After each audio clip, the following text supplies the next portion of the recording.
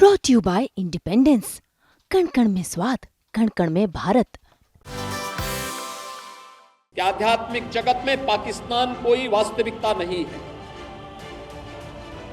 या तो उसका भारत में विलय होगा या पाकिस्तान इतिहास से समाप्त होगा, हमेशा के लिए समाप्त होगा।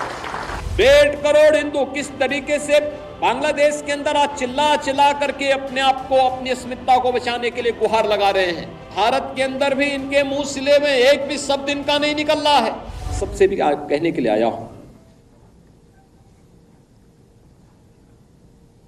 कि जो दृश्य 1947 में हुआ था, वही दृश्य तो आज बांग्लादेश के अंदर हम सबको देखने को मिल रहा है।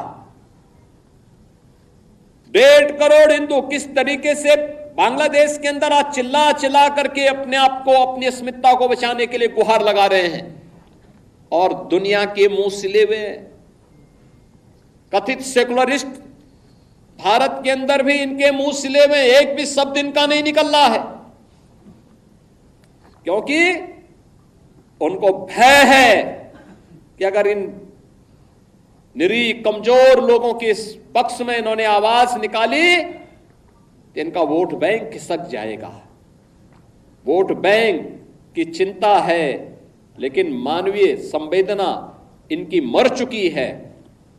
मानवता के रक्षा के लिए इनके मुंह से एक भी शब्द नहीं निकलने वाला है, नहीं निकलेगा, क्योंकि इन्होंने आजादी के बाद लगातार उसी प्रकार की राजनीति को प्रेरित और प्रोत्साहित किया, उसको लेकर के आगे बढ़ते रहे।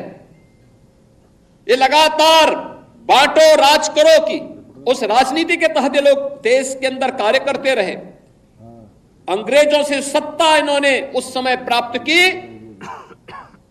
ये वास्तव में भारत की सत्ता का नेतृत्व नहीं कर रहे थे, बल्कि अंग्रेजों के ही, ब्रिटिशर के ही मानस पुत्रों के रूप में इन्होंने भारत की सत्ता को उस रूप में संचालन करना शुरू किया जैसे ब्रिटिशर इस देश के अंदर कर रहे थे। और आज उसी का दुष्परिणाम यह देश लगातार चुकाया है, अखंड हिंदुस्तान चुकाया है। लेकिन हमारा संकल्प है, महर्षि अरविंद ने जो 1947 के पहले उद्घोषणा की थी,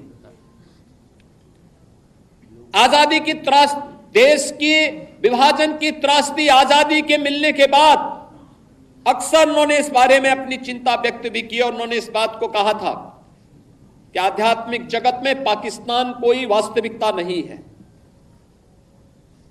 या तो उसका भारत में विलय होगा या पाकिस्तान इतिहास से समाप्त होगा, हमेशा के लिए समाप्त होगा।